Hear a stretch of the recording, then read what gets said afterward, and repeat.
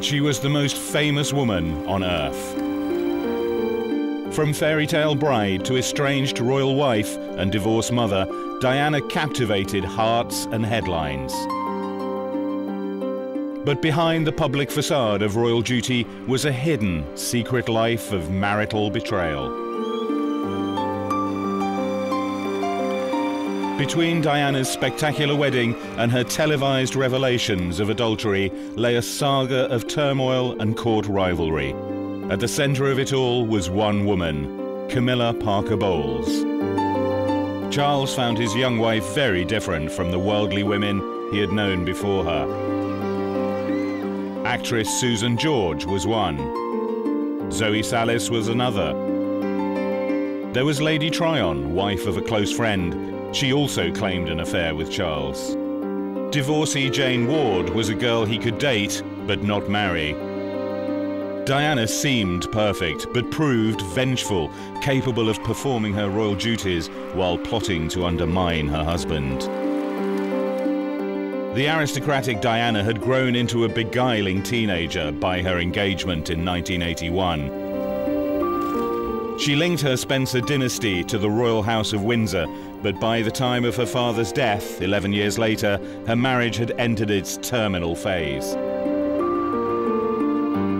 Charles's enduring love for Camilla and Diana's consequent affairs tore apart the royal couple. Their misery was evident on this, their last tour together in Korea in 1992. The last banquet, the final duties abroad for the couple who were once the great hope of the British monarchy. They lived separate lives. Diana took comfort from other men, including a bodyguard, just 5 years after her dream wedding. She had a long affair with a cavalry officer, the only adulterous relationship she ever admitted in public. There was an intense closeness with an old friend. A private phone call was secretly taped and became known as Squidgygate. She was linked to a famous rugby player and blamed for the end of his marriage. She fell in love with a married art dealer and plagued his home with hundreds of silent phone calls. After her divorce, she wanted to marry a heart surgeon. And finally, there was a summer romance with a playboy, which ended with their tragic deaths. Despite her affairs, this is the Diana people prefer to remember, the Princess of Wales, a woman with inimitable style and charm. She was the jewel in the crown, one of the royal family's greatest assets. After her marriage failed, Diana looked for different directions in her life. Ladies and gentlemen, I'm immensely proud to be here in New York tonight with you all. She became an international campaigner against landmines. She visited countries on behalf of major charities. She still had to attend official functions, but as a semi-detached royal, her life lacked definition. Diana decided to use her fame to help the world's disadvantaged and afflicted. In December 1995 in New York, she won the Humanitarian of the Year award for her charity work. In the same month, the Queen wrote to Diana recommending divorce. In the United States, Diana found the warmth and acceptance she felt lacking in the royal court, which sided with Charles. This was not the way she imagined her life would become when she and Charles faced the press on their engagement day. Diana later said, "At the age of 19, you always think you're prepared for everything, and you think you have knowledge of what's coming ahead." She scarcely understood Charles's complex personality. He was a Cambridge graduate. She left school at 16. He'd had torrid romances, some with married women. She had no previous lovers. Charles was 12 years her senior. Diana was almost a child. This nearly mirrored the age gap between Diana's parents when they married. Her father was 30, her mother just 18. Diana's mother, Frances, seen here with baby Diana, shocked society by leaving home and family for another man. I think that Diana's mother could be described as hot-headed and strong-willed.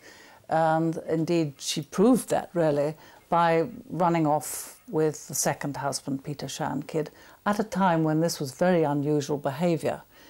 You might have mistresses, lovers, etc., but you stuck with the family and stuck together.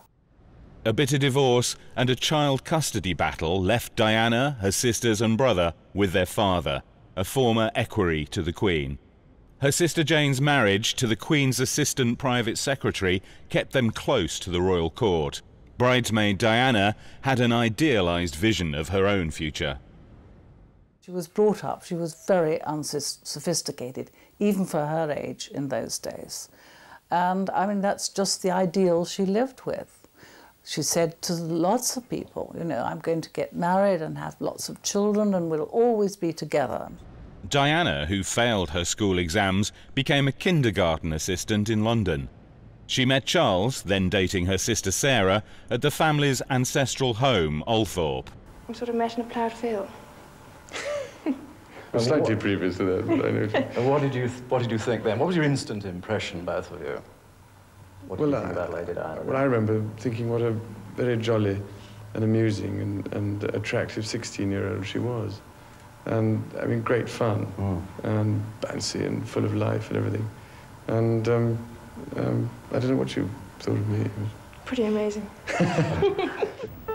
The press chased Diana during her brief courtship with Charles. They were convinced that at last he had found his future bride. Very few previous girls had been serious contenders. Davina Sheffield was presumed suitable, but her romance with Charles ended when a past affair was revealed. Respectable Jane Wellesley, a duke's daughter, was an early favourite with the Bachelor Prince. After he left university, he was very uptight. He was very worried about getting caught with his trousers down. In those days, he was very dutiful about doing all the right things, being the Prince of Wales, not in besmirching the family reputation in any way. And so he's highly nervous about even approaching girls. So it had to be the other way round. And any woman who could actually grab him by the scruff of the neck and drag him into the bedroom was going to win every time. Charles had a select circle of friends who also enjoyed his favourite sports, hunting, skiing and polo. It was through polo that Charles met the woman who would dominate his life. She was then dating one of his closest friends. Camilla Shand was from the county set, not noble enough to marry a prince in the early 70s, but discreet enough to be a lover. She had an earthiness he found irresistible. The polo fields around Windsor were just filled with these girls who were absolutely desperate to get into bed with Prince Charles. But the only people that he really looked at were the girls who were a bit unusual. And certainly Camilla was one of those. And she turned up wearing a pair of jeans held up with a safety pin, and her hair was all over the place. And there was that magnetic attraction. But duty intervened, and Charles's naval career beckoned. After a brief and heady affair, he left Camilla for the high seas. With Charles gone, she resumed her long-time romance with Army officer Andrew Parker Bowles, marrying him in 1973. He was a very attractive man, regarded in high society as a good catch. Andrew Parker Bowles was supposed to be the best lay in London, and she had been trying to grab him for years and years. In fact, by the time that Prince Charles bumped into Camilla, she'd been going out on and off with Andrew Parker Bowles for 6 years. She was 6 years of a 7-year campaign into trying to get Andrew Parker Bowles up the aisle. She knew she could never marry Prince Charles because she wasn't a virgin, she was not sufficiently aristocratic enough, and she knew jolly well that the courtiers who were looking for a wife for Prince Charles wanted somebody whose face could go on a postage stamp, and hers was no photographic portrait. Knowing Charles had to marry, Camilla championed the innocent Diana, hoping she wouldn't threaten their relationship. The engagement interview shows the difference in Charles and Diana's feelings. And I'm amazed that she's been brave enough to take me on. And I suppose in love. Of course. Whatever in love means. Charles loved 2 women. Diana was besotted with him alone. The Royal Roadshow began while they were engaged. Although nervous, Diana soon established an easy rapport, especially with children. Her first mistake was a choice of dress. She wore a strapless, low-cut gown to accompany Charles to a music recital at the Goldsmiths Hall, London. The dress was considered too daring and the wrong colour. She said later, "I hadn't appreciated that I was now seen as royalty. Black, to me, was the smartest colour you could possibly have at the age of 19. It was a real grown-up dress." Camera angles made the dress too revealing. It was fit for a film star, but not a future queen. She should have been given advice beforehand, because actually it's a well-known royal principle that you do not wear black except in mourning. So that's one she shouldn't have done. And number two, of course, the frock was a disaster when you think that the photographers are all going to be peering down her décolletage. And that was something that was picked at the last moment, I think. Princess Grace of Monaco was a guest of honour. She jokingly warned the nervous Diana, "Don't worry, dear, it'll get a lot worse." Diana would receive little help from her husband's family. Princess Margaret liked her very much and did help her and did show her things like, you know, where to put your handbag, how to get out, that sort of practical thing. But on the whole, she was just expected to get on with it. The months before the royal wedding were fraught with tension. Diana grew jealous of Camilla and uncertain about her own role as the Princess of Wales. This was one of Diana's problems, that nobody rushed forward to help her. Nobody seemed to have really thought out a role for her beyond walking up the aisle at St Paul's Cathedral. The Spencers were a proud and noble dynasty, more English and aristocratic than the Germanic House of Windsor. Diana's mother had tried to warn her about marrying Charles's royal position rather than the man. You could say that her family was certainly more English or British than the Windsors. And I think, in a way, the family would have looked at themselves as more aristocratic. And possibly, I think this has been down the ages, aristocratic view of the Windsors, that they're rather middle class. Diana said of her wedding, "I had such hopes in my heart." But just days beforehand, she'd almost called it off because of her fears over Camilla. And walking down the aisle of St Paul's Cathedral, Diana had spotted her rival among the congregation. Camilla would become the third person in the marriage. Swept along by the occasion, Diana hoped that Camilla belonged to the past, but as the royal couple left for their honeymoon, there was another reminder of Charles's mistress. Leading the official escort group was Camilla's husband, cavalry officer Andrew Parker Bowles. A longtime friend of Charles's sister, Princess Anne, he remained part of the gilded circle at the royal court. Years later, people would joke that Andrew laid down his wife for his country by ignoring her affair with Charles. She knew that the best she could be was Prince Charles's mistress, but she was determined, once she got Charles into bed, that she would remain Prince Charles's mistress. She saw that she could do that and have Andrew at the same time, get married to Andrew, have Andrew's children, and still be the Prince of Wales's #1 mistress. On honeymoon aboard the royal yacht Britannia, Diana discovered the hold Camilla had over her bridegroom. Charles had kept photographs of Camilla and a gift of cufflinks engraved with their initials. The newlyweds left Britannia and went to Scotland. Diana's hopes were dashed and she no longer trusted her husband. Diana was deeply suspicious about Charles and Camilla. She couldn't always tell when they were together, but she could sense it. She had extrasensory perception. She was a remarkable woman in that way. And I don't believe that she knew that the night before the royal wedding that Charles and Camilla were together in bed in Buckingham Palace after the ball. But she could sense it. She knew that they were still talking. The evidence was there that Camilla knew what Diana's movements were. And she, I think, could only live in the hope that once she actually got her husband away on honeymoon, that everything would change. She really believed that somehow the act of love, going to bed together, would somehow change Charles and allow him to forget about Camilla and concentrate only on his wife. Posing for the press at the Queen's estate, Balmoral, they successfully hid the truth. Diana had already succumbed to an eating disorder, bulimia, which she blamed on the spectre of Camilla. Diana and Charles were already finding it difficult to relate to each other. Most of all, she could not compete with the older and more experienced Camilla. I think that it was very hard for her. I don't think that sexual things were her main attraction. I'm not sure that she was very, very sexy, really. As often very beautiful women are, they're not terrific on the sexual front. And I think that that's the strength of Camilla. That's the sort of aura she has, a sort of sexual power. And so from that point of view, Diana didn't stand much of a chance. The births of William and Harry did not create the happy family unit Diana had craved. When they holidayed with the Spanish royal family in Mallorca in 1986, Diana was secretly ill with bulimia. Charles left early and returned to Camilla. Diana wanted a little girl to complete her family, but after Harry's birth, the marriage was effectively over. I think she terribly wanted a daughter, and there was no way it was going to happen.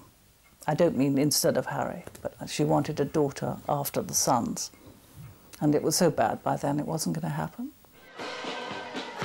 For a while, there was an uneasy truce. Charles kept Camilla, and Diana hid her affairs while putting on a show of support for her husband. In 1990, Charles broke his arm while playing polo. The arm did not heal and had to be reset. Playing the role of caring wife, Diana collected him from hospital. They left together, but out of sight, they went their separate ways.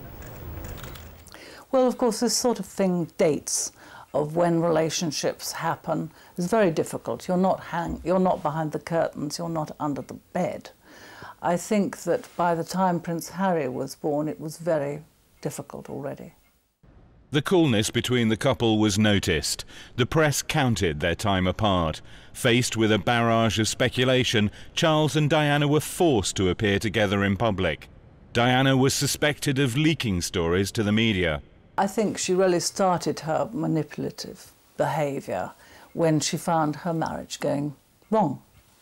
And she felt that she had no voice, and she was determined to get a voice. And the only way she could really get back on the Charles and Camilla situation was to promote herself, which she was very good at. In the early years, the couple worked well together. Diana said, "We were a good team." Her radiant beauty captivated people around the world, such as here in Australia. At first, Charles was proud of her, and there are telling glimpses of his affection. But the diffident prince became jealous of his superstar wife.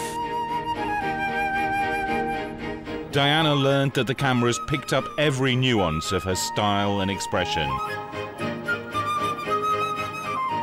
Using that knowledge, she signalled her displeasure with Charles in a skillfully timed missed kiss. I think Diana became the wife from hell. I think, in fact, when they got married, they really loved each other, and he said that quite often. Do you know, there was a time when we were very much in love, and that, although brief, that was so. Camilla came back into Charles's life in the mid-80s, when he claimed his marriage had irretrievably broken down. Their secret affair bolstered his fragile ego. Her role as his lover and confidant was known only to trusted friends.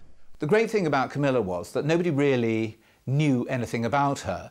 The people who were immediately around Charles knew that he'd been seeing Camilla, both when she was a single woman and also when she was a married woman.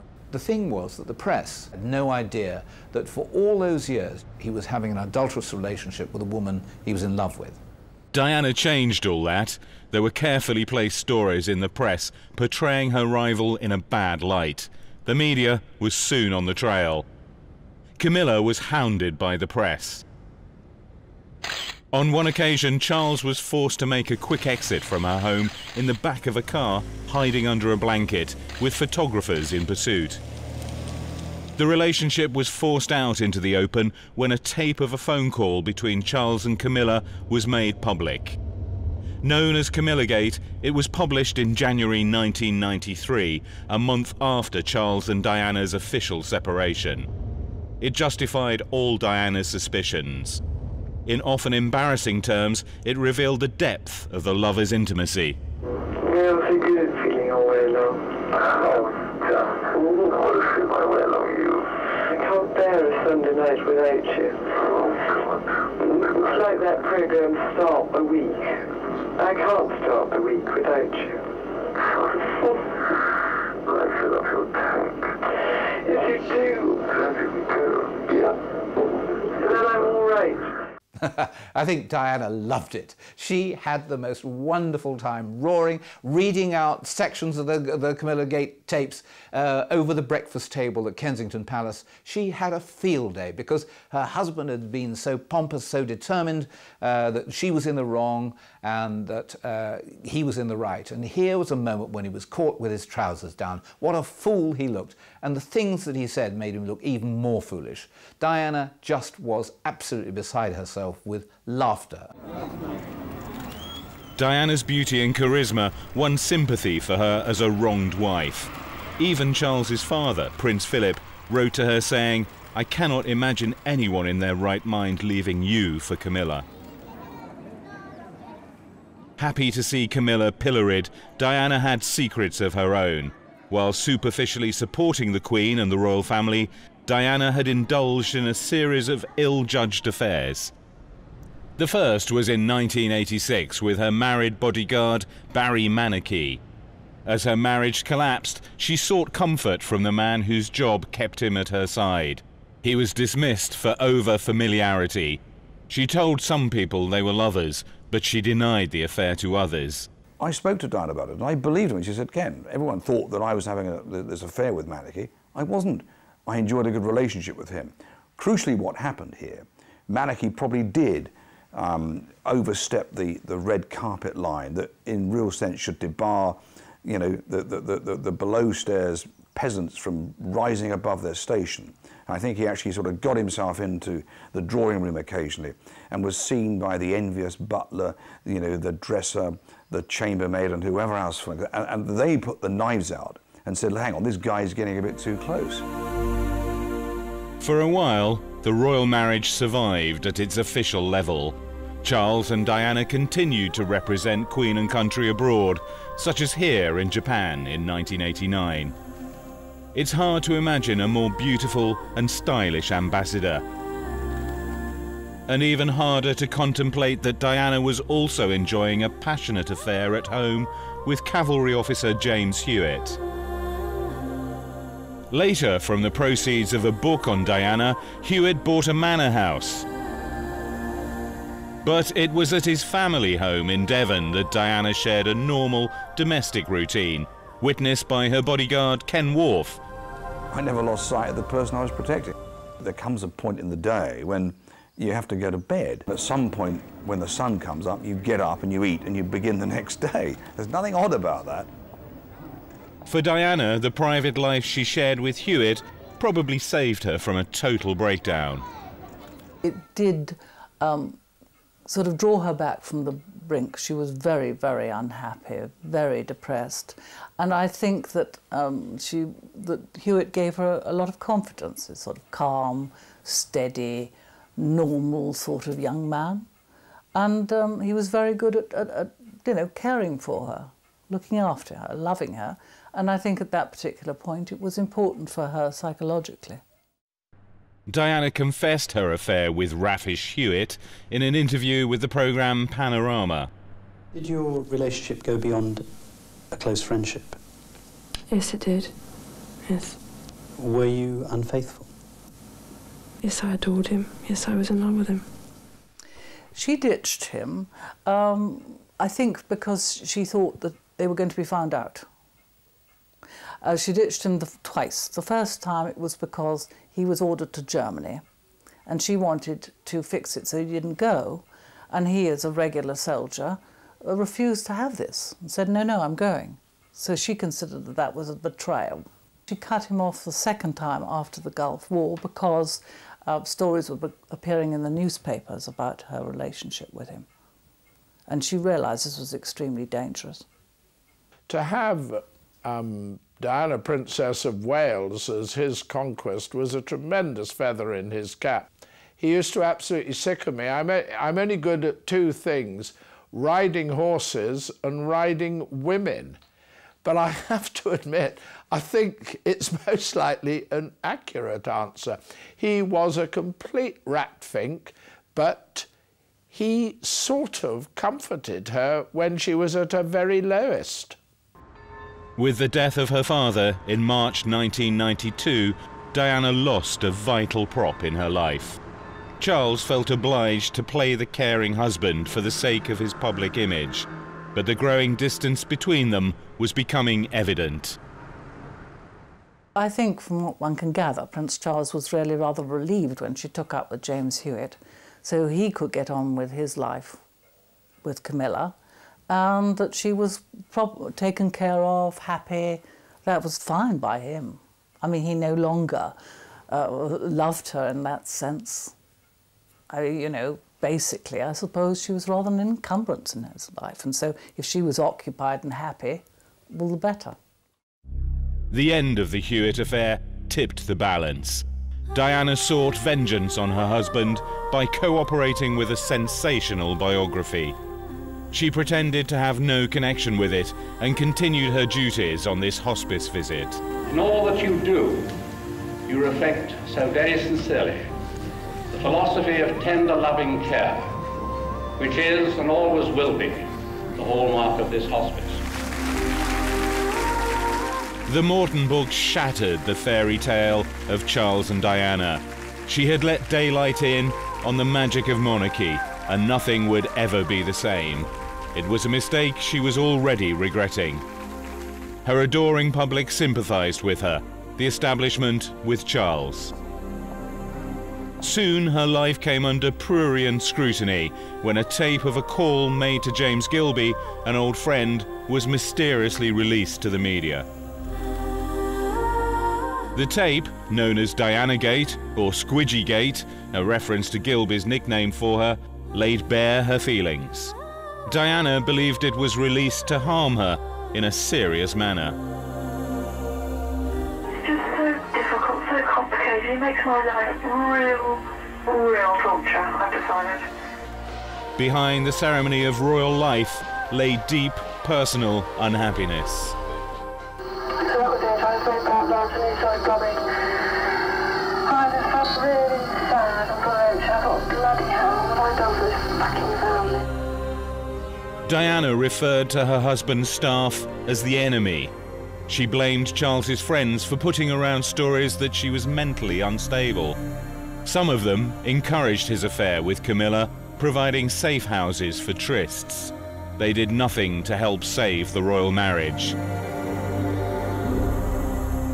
I think perhaps they should have tried and thought that this marriage was important to the monarchy and important to the people of this country, and it shouldn't have been allowed to go wrong. And I think that they did not help. I think they actually briefed against Diana, as we know, and again in this rather cruel way about her being psychologically disturbed. I think that though they were good friends to him, they did do quite a lot of harm. Diana had some foolish liaisons, including one with rugby player Will Carling. She was linked to his marriage breakdown. I was told actually very, very recently, which surprised me, that he'd spent and had been seen quite often with Diana up at a beach hut that the royal family own up on the Norfolk coast, quite near Sandringham, and that they'd been together up there quite a lot. To have your wife sleeping with the captain of the England rugby team is just too disgusting for words, if you are Prince Charles. The awful thing about him was he could not see that what is sauce for the goose is sauce for the gander, that if he is allowed to have extramarital sex, so is she. As her marriage fell apart, Diana sent out subtle gestures to win sympathy. Famously, she used the Taj Mahal for a posed statement of her solitude, but her own search for love tarnished her reputation. Diana fell in love with handsome art dealer Oliver Hoare. After he decided to stay with his wife and children, she made hundreds of silent phone calls to their home. He had an immensely rich wife who completely controlled everything that Oliver Hoare could do in life with the amount of money. Oliver Hoare was also a friend of Charles and Camilla, part of their trusted circle. In 1994, Charles cooperated with his biographer Jonathan Dimbleby in a television programme in which he admitted adultery with Camilla. On the night the programme was shown, Diana upstaged him by wearing this stunning dress. The War of the Waleses continued.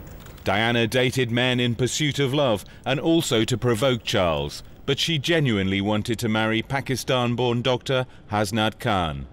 Diana adored very clever people, and Hasnat Natty, as she called him, Khan, was a person who was a brilliant heart surgeon. She would go down to the Brompton Hospital and watch him working, would meet him at night. But as a wife for Natty Khan, absolutely not.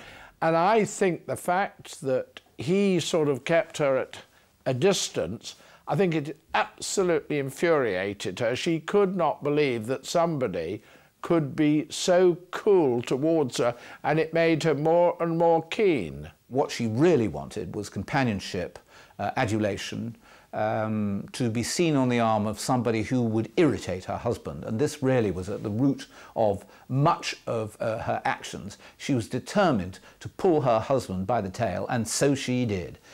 But I think that the choice of men says nothing about Diana apart from the fact that they were available. None of them, I would say, would have been an ideal consort for her for the rest of her life. I think that she was so unhappy and she was searching for a solution all the time.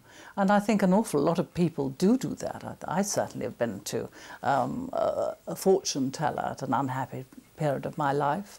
And I think that's what she was doing, looking for an answer, looking for a way out, looking for a solution, and anything that made her feel better and kept her going, really. Charles and Camilla took holidays abroad, such as this one in Turkey in 1989. Photographs of the couple proved that Diana was not inventing their affair.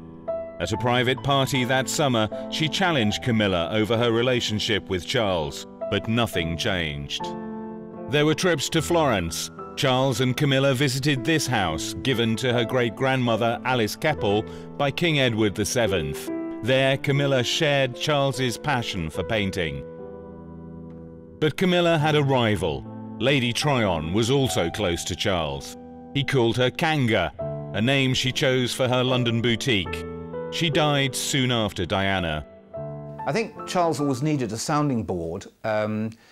He needed to talk to people who he could trust but weren't part of the royal entourage. And so therefore, I think that with those girls that he remained friendly with, I think particularly of Lady Tryon, that he would be able to go to her and say, look, I've got a problem and, you know, can you help me? Or, you know, he would be able to ask advice, and whether he listened to advice, I think we know that he doesn't listen to advice, but at least he would be able to ask it. Perfect. Although she made mistakes, Diana sought out opinions and ideas from those around her, not only from her private secretary, but from ordinary staff like Ken Wharf, her police bodyguard, seen here with her relaxing at the British Embassy during a solo tour of Egypt. She even said to him, "If anything happens to me, you'll let people know what I was really like, won't you?" Diana was always asking a lot of people for advice. I mean, to her credit, she sort of never soldiered on, you know, based solely on what she thought that she should do. I mean, for my part, it was almost constantly she'd say, well, you know, what do you think of this, Ken? I mean, I've got to do this, what do you think? Always actually bouncing ideas off. And you know, she was prepared to listen to those answers. And I think that was the same of private secretaries. It was the same of anybody. And she'd bounce these ideas off regularly to the chef even, you know, to her dresser or to the chauffeur. I mean, she was quite happy to share the fun and try and air the knowledge of everybody. And it worked. Bodyguard Ken Wharf accompanied Diana, then officially separated from Charles, on a visit to Nepal on behalf of the Red Cross and the Leprosy Mission in 1993.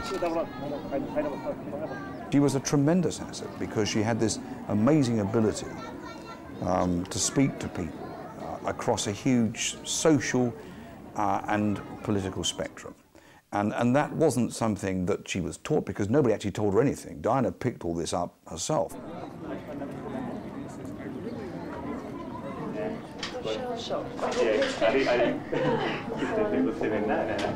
Diana had a connection with the ill and suffering. No other royal had this special gift.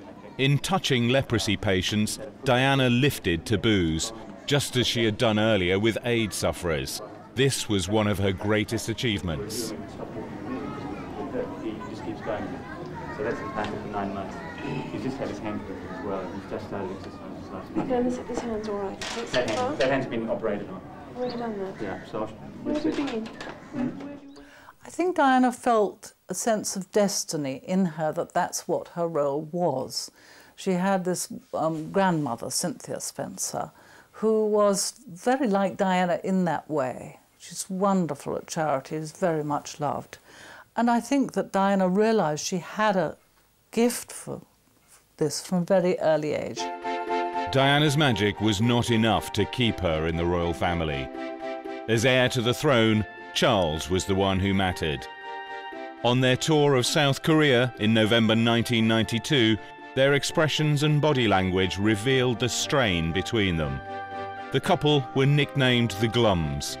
The announcement of their separation was weeks away.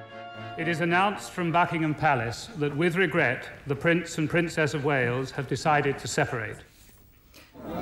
Diana briefly appeared at Sandringham for Christmas, but her life as a semi-detached royal soon proved untenable.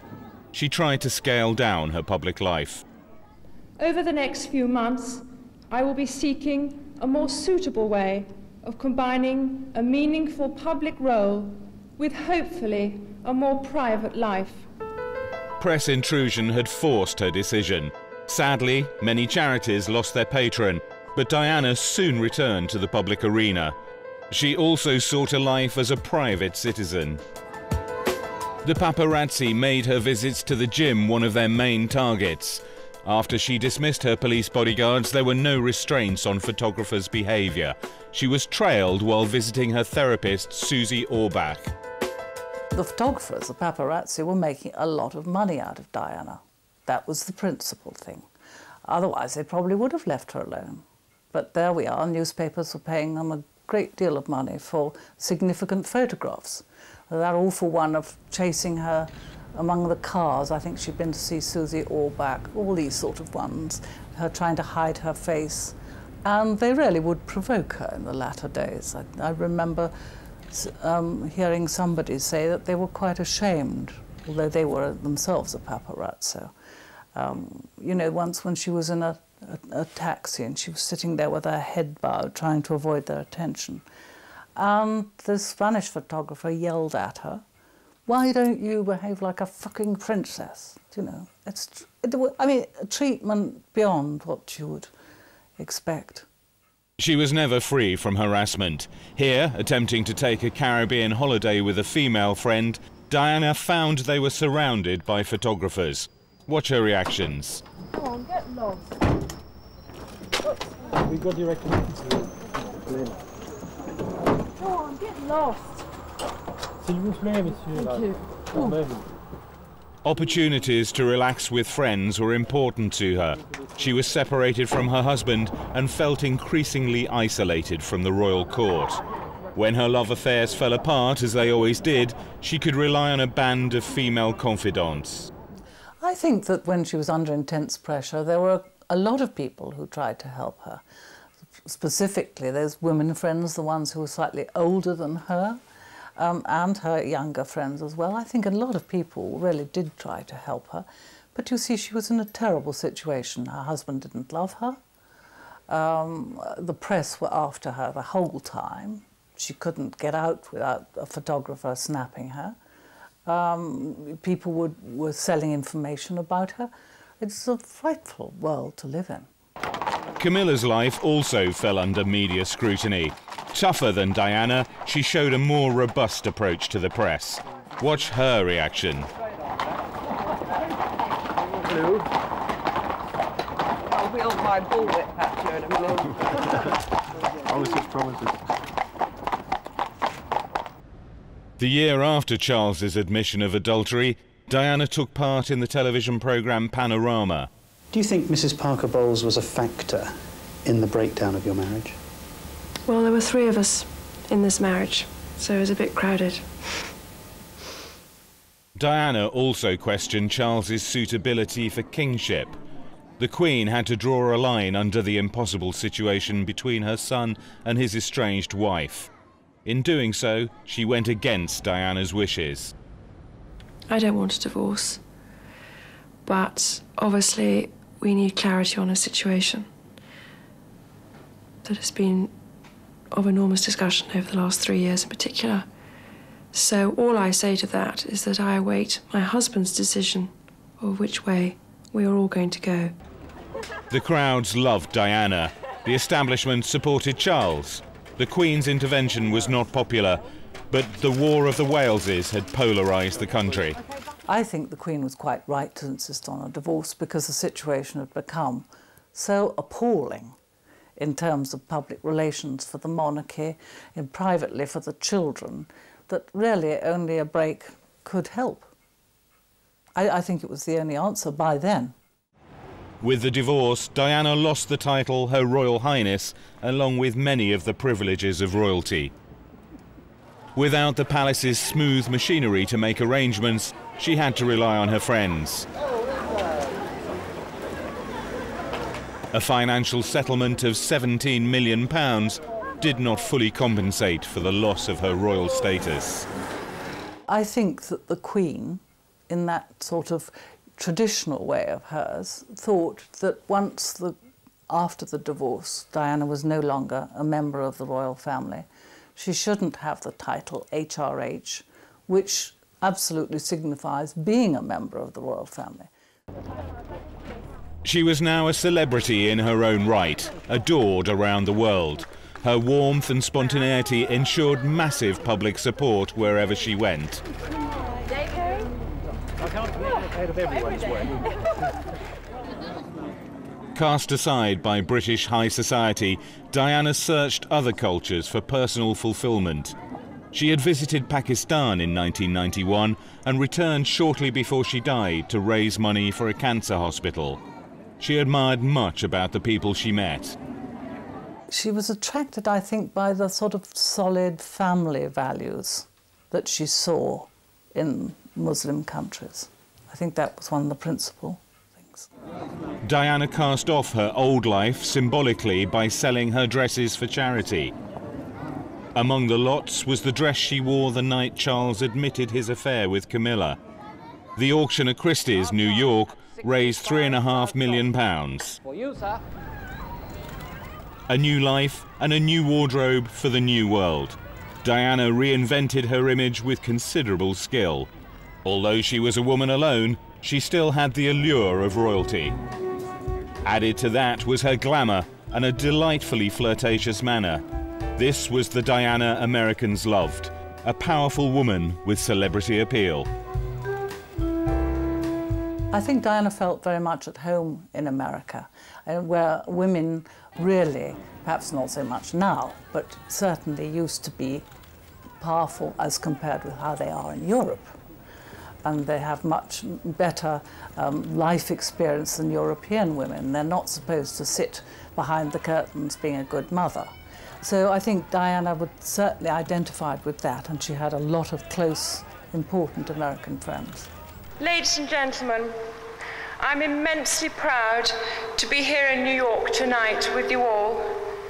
Among the impressive figures Diana met in the USA was Henry Kissinger, who called her a princess in her own right, who aligned herself with the ill, the suffering and the downtrodden.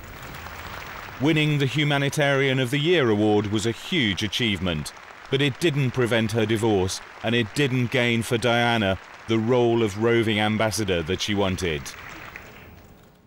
I think she was a wonderful ambassador. I can't think of anybody who would have been better, because not only was she wonderfully photogenic, but she was empathetic.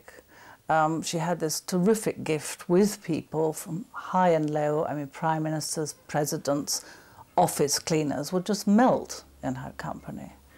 And she had this terrific gift of being able to convey caring, human and personal warmth.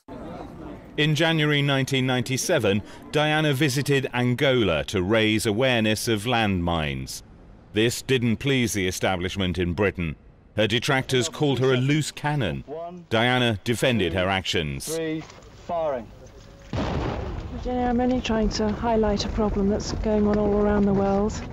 Diana and Charles shared custody of their sons, but family events were rare. William's confirmation in May 1997 was the last time they were all seen together. She faced a lonely summer in London. Her boys were with Charles. The Hasnat Khan affair had ended. She was ready for fresh adventures and a new romance. The whole of August, she was going to be on her own. She got no arrangement. She was facing an entire month, sitting at Kensington Palace, clicking her heels, the loneliest woman in the world.